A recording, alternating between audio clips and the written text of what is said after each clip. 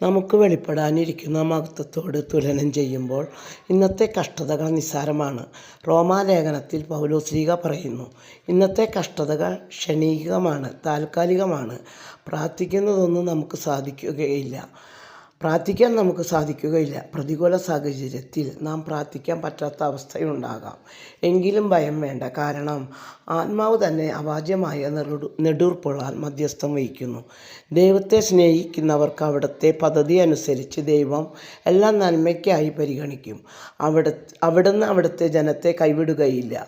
യേശുവിൻ്റെ സ്നേഹത്തിൽ ആര് നമുക്ക് എതിർ നിൽക്കും? പിതാവ് സ്വപുത്രനെ തൻ്റെ മക്കൾക്കു വേണ്ടി കുരിശുമരണത്തിന് വിട്ടുകൊടുത്തു.